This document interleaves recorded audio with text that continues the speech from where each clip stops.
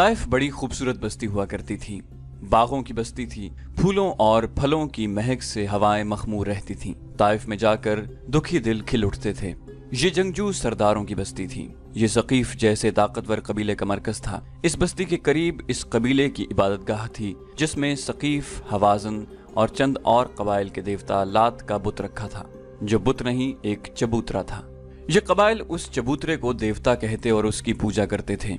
इस इबादतगाह में उनका काहिन रहता था, जिसे खुदा का और देवता लात का एलची समझा जाता था। काहिन फाल निकाल कर लोगों को आने वाले खतरों से आगाह कर दिया करता था।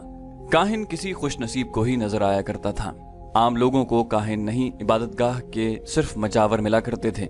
काहिन को जो देख लेता वो ऐसे खुश होता था जैसे उसने खुदा को देख लिया हो। ताइफ क्योंकि उनके देवता का मस्कन था, इसलिए ये कबाइल का मुकद्दस मकाम था। एक ही महीना पहले ताइफ में जश्न का समा था। यहाँ के सरदार आला मालिक बिन औफ ने अपने कबीले जैसे एक ताकतवर कबीले हवाजन और कुछ और कबीलों के सरदारों को बहुत बड़ी ज़ियाफत में मदऊ किया था। इलाके की चुनी हुई खूबसूरत नाचने और गाने वालियां बुलाई गई थीं। उनके रक्स ने तमाशाइयों पर वजद तारी कर दिया था। उस रात शराब के मटके खाली हो रहे थे। उस रात अहले सकीफ और अहले हवाजन ने अहद किया था कि वो मक्का पर अचानक हमला करके रसूल अकरम सल्लल्लाहु अलैहि वसल्लम और मक्का के तमाम मुसलमानों को हमेशा के लिए खत्म कर देंगे।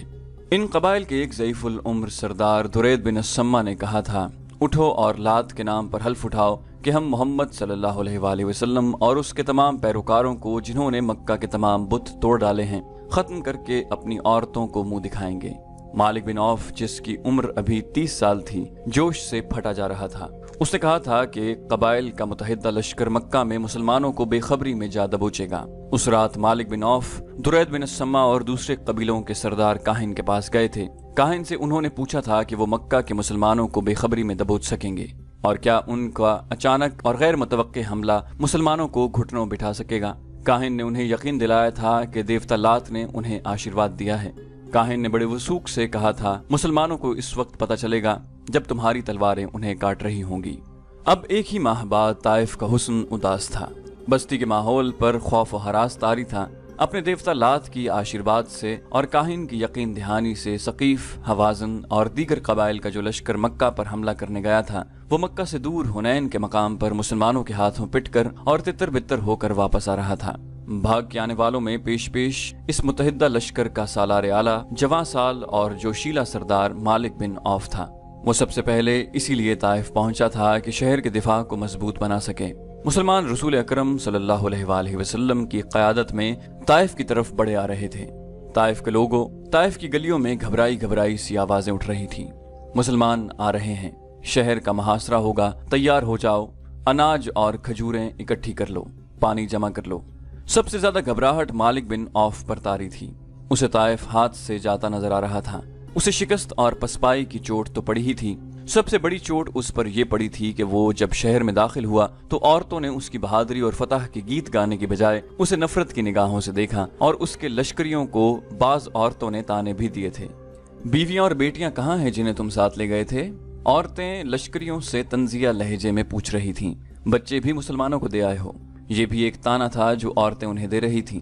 मालिक बिन औफ ने अपने सामने अपने नायब सरदारों और कमांडारों को बिठाया और उन्हें बड़े तेज तेज बोलते हुए कह रहा था कि दूसरे कबीलों को भी शहर में ले आओ, मुसलमान आ रहे हैं। मालिक बिन औफ ने जरा सा भी आराम न किया। आते ही ताइफ का दिफा करने में लग गया। उसके नायब कमांडार और कासिद पसपा होकर आने वालों को इकट्ठा करने में लगे हुए थे। आधी रात तक वो थक कर चूर हो चुका था। उसने अपनी सबसे ज्यादा हसीन और चहीती बीवी को अपने पास बुलाया। वो आ गई। क्या आपने हल्फ नहीं उठाया था कि मोहम्मद सल्लल्लाहु अलैहि वसल्लम और उसके तमाम पैरोकारों को, जिन्होंने मक्का के बुत तोड़ डाले हैं, खत्म करके अपनी औरतों को मुंह दिखाएंगे? बीवी ने कहा, आपकी फतह की बजाय माथे पर शिकस्त का दाग लेकर आए हैं। आपके हल्फ और अहद के मुताबिक मेरा वजूद आप पर हराम है। मालिक बिन औफ ने गुस्से से कहा, तुम मेरी बीवी हो, मेरी हुक्म उदूली की जुर्रत न करो। मैं बहुत थका हुआ हूँ और मैं बहुत परेशान हूँ। मुझे इस वक्त तुम्हारी जरूरत है। बीवी ने कहा, आपको मेरी जरूरत है, लेकिन मुझे एक गैरतमंद मर्द की जरूरत है।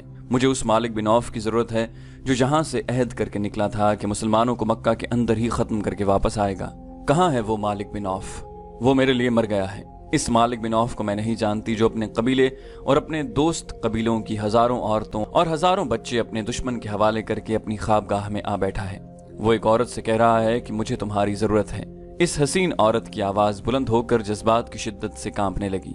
वो मालिक बिन औफ के पलंग से उठ खड़ी हुई और कहने लगी, आज रात तुम्हारी कोई बीवी तुम्हारे पास नहीं आएगी। आज रात तुम्हारी किसी बीवी को उन औरतों की आहें और फरियादें चैन से सोने नहीं देंगी जो मुसलमानों के कब्जे में हैं। तसव्वुर मिला उन औरतों को, उन नौखेज लड़कियों को जिन्हें तू मुसलमानों के हवाले कर रहा है। वो अब मुसलमानों के बच्चे पैदा करेंगी। बच्चे जो उनके कब्जे में हैं वो मुसलमान हो जाएंगे। मालिक बिन औफ तो खतरों में कूद जाने वाला खुदसर आदमी था। उसने अपने बुजुर्ग और मैदान जंग के मंझे हुए उस्ताद दुरैद बिन समा की पंदो नसीहत को ठुकरा दिया था कि वो अक्ल होश से काम ले और जवानी के जोशो खरोश पर काबू पाए। अब वही मालिक बिन औफ अपनी बीवी के सामने यूं सर झुकाए बैठा था जैसे दहकते हुए अंगारों पर किसी ने पानी छिड़क दिया हो। उसकी मर्दानगी खत्म हो चुकी थी। तमाम मुसलमानों को खत्म करने गए थे मालिक। बीवी अब इस तरह बोलने लगी जैसे उसकी निगाहों में इतने जर्री और बहादुर शौहर का एहतराम खत्म हो चुका हो। वो कह रही थी, मुसलमानों को खत्म करते करते तुम मुसलमानों की तादाद में इजाफा कर आए हो। काहिन ने कहा था कि कौन काहिन?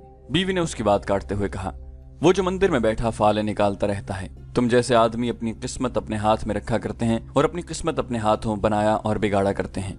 तुमने काहिन से पूछा नहीं कि उसकी फाल ने झूठ क्यों बोला? मालिक बिन औफ उठ खड़ा हुआ। उसकी सांसें तेजी से चलने लगी। उसकी आंखों में खून उतरने लगा। उसने दीवार के साथ लटकती हुई तलवार उतारी और बीवी से कुछ कहे बगैर बाहर निकल गया।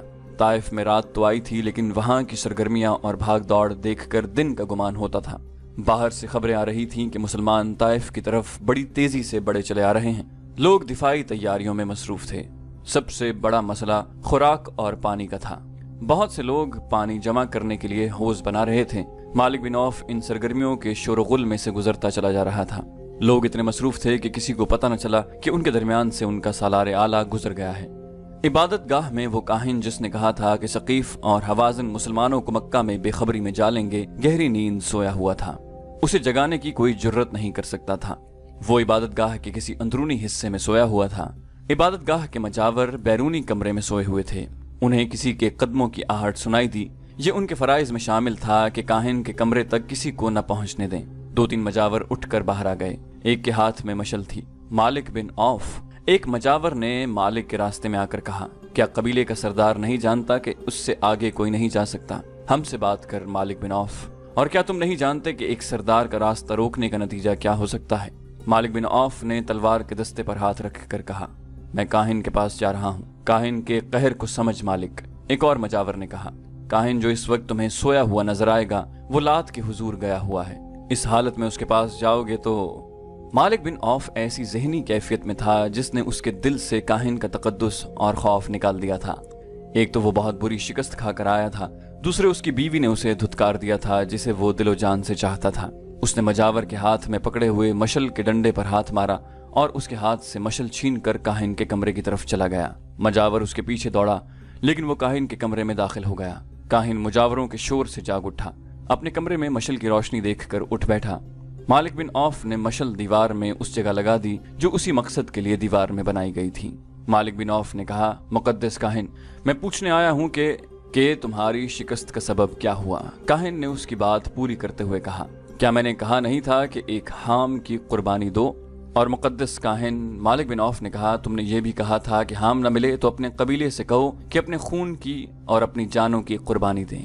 तुमने कहा था कि हाम की तलाश में वक्त जाया न करना। तुमने कहा था कि मुसलमान लड़ने के लिए तैयार नहीं होंगे। क्या तू अपने देवता से बाज पुरस करने आया है कि दुश्मन ने तुम्हें शिकस्त क्यों दी? काहिन ने पूछा। मैंने कहा था ना, पीठ न दिखाना। क्या तेरे लश्कर ने पीठ नहीं दिखाई?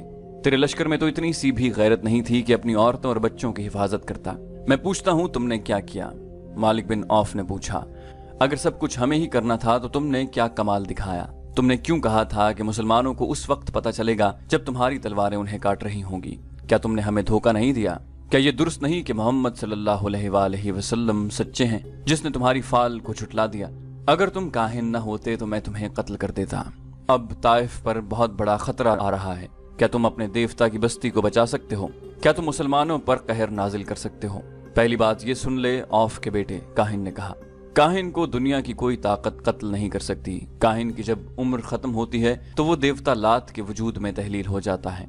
तू मुझ पर तलवार उठा कर देख ले। और दूसरी बात यह है कि मुसलमान ताइफ तक पहुंच सकते हैं, यहाँ से जिंदा वापस नहीं जा सकते। जिस वक्त मालिक बिन औफ काहिन के कमरे में दाखिल हुआ था, उस वक्त किसी इंसान की शक्ल का एक साया इबादतगाह की अकबी दीवार पर रेंग रहा था। वो जो कोई भी था वो अपनी जान का खतरा मोल ले रहा था।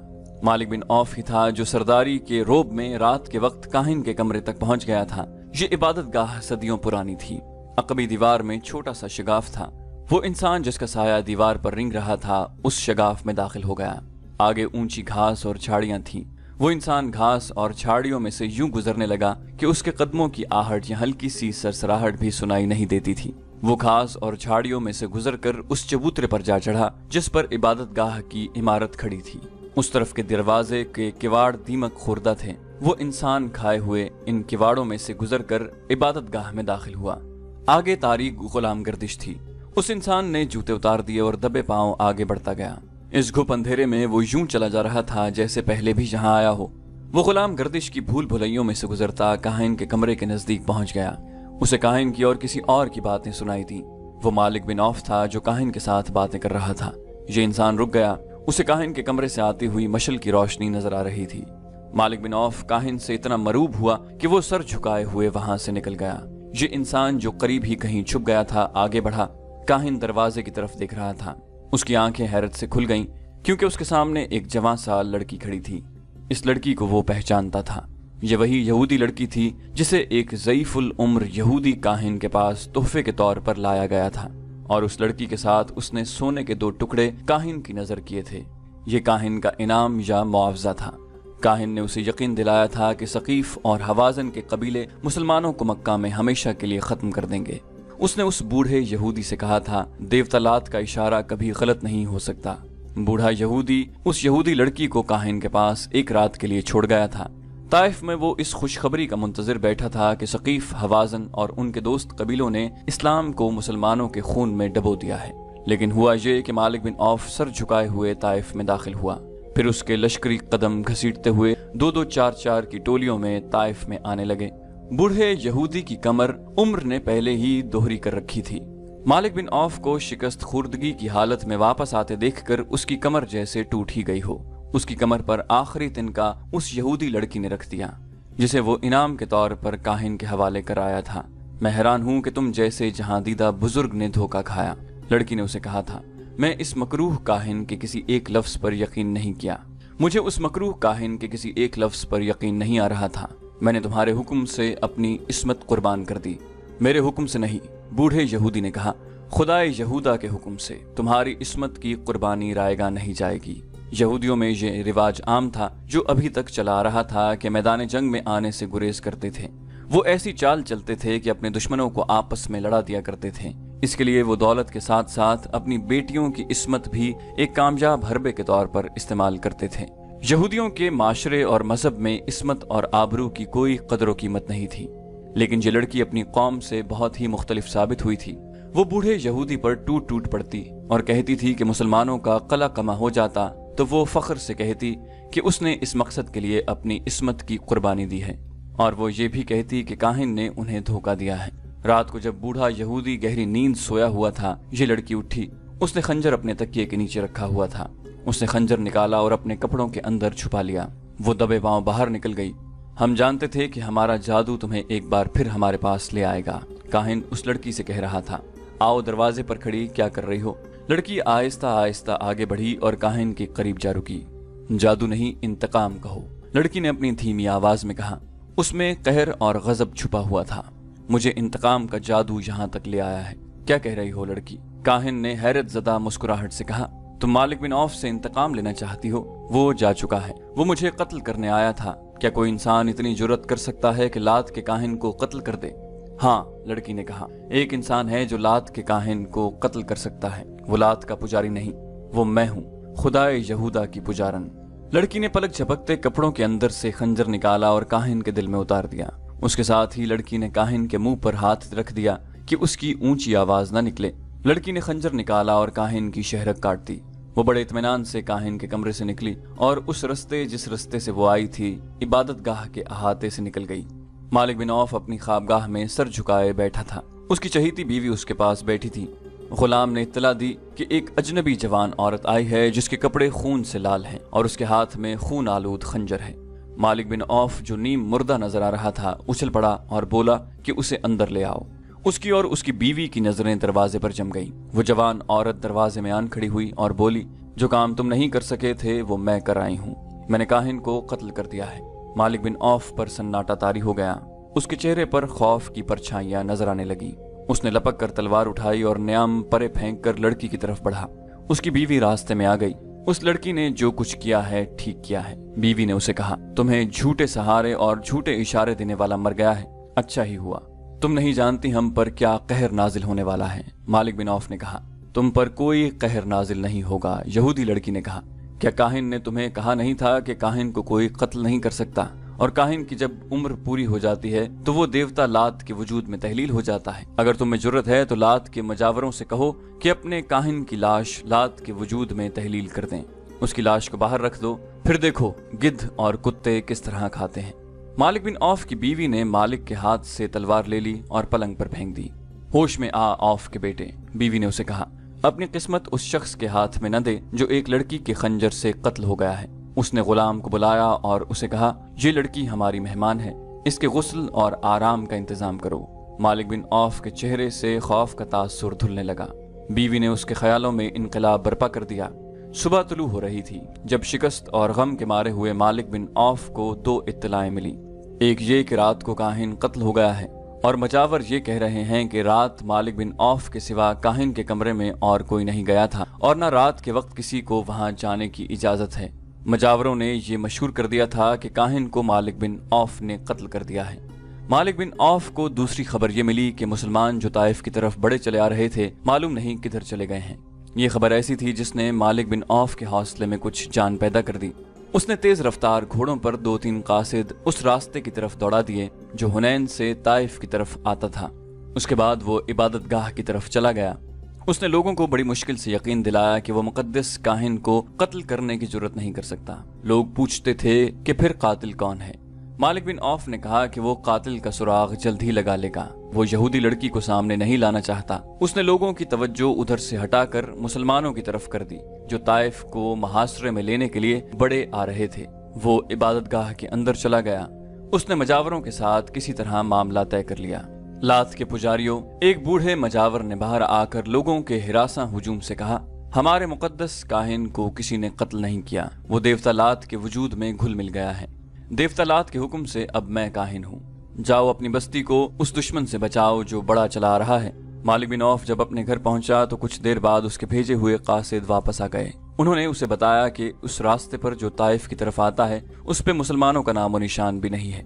मालिक बिन औफ ने अपने आप को धोखे में न रखा। उसने अपने कबीले के सरदारों से कहा कि मोहम्मद सल्लल्लाहु अलैहि वसल्लम अपने दुश्मन को बख्शने वाला नहीं, वो किसी न किसी तरह से जवाबी वार जरूर करेंगे। उसने ऐलान किया कि शहर के दिफाई इंतजामात में कोई कमी न रहने दी जाए। कासिदों ने मालिक बिन औफ को बिल्कुल सही इत्तला दी थी कि ताइफ के रास्ते पर मुसलमानों का नामो निशान नजर नहीं आता, लेकिन मुसलमान सैलाब की तरह ताइफ की तरफ बढ़े चले आ रहे थे। उन्होंने रसूल अकरम सल्लल्लाहु अलैहि वसल्लम के हुक्म से रास्ता बदल लिया था। बदला हुआ रास्ता बहुत लंबा था, लेकिन रसूल करीम सल्लल्लाहु अलैहि वसल्लम ने इतना लंबा रास्ता इख्तियार करने का फैसला इसलिए किया था कि छोटा रास्ता पहाड़ियों और चट्टानों में से गुजरता था। खड्ड नाले भी थे। रसूल करीम सल्लल्लाहु अलैहि वसल्लम ने अपने सालारों से कहा था कि हुनैन के पहले तजुर्बे को न भूलो। मालिक बिन औफ बड़ा जंगजू है। आप सल्लल्लाहु अलैहि वसल्लम ने फरमाया कि ताइफ तक का तमाम इलाका घात के लिए मौजू है। मालिक बिन औफ ऐसी ही घात लगा सकता है जैसी घात में उसने खालिद बिन वलीद रजी अल्लाह अन्हु को तीरों से छलनी कर दिया था। रसूल अकरम सल्लल्लाहु अलैहि वसल्लम ने जो रास्ता ताइफ तक पहुंचने के लिए इख्तियार किया था वो वादी अल मलीह से गुजरता था और वादी उल करन में दाखिल हो जाता था। आप सल्लल्लाहु अलैहि वसल्लम अपने लश्कर को वादी उल करन में से गुजारने के बजाय ताइफ के शुमाल मगरिब में 7 मील दूर निकल गए और नखब और सावेरा के इलाके में दाखिल हो गए। ये इलाका नशेब फराज का था। इसमें पहाड़ियां और चट्टानें न होने के बराबर थीं।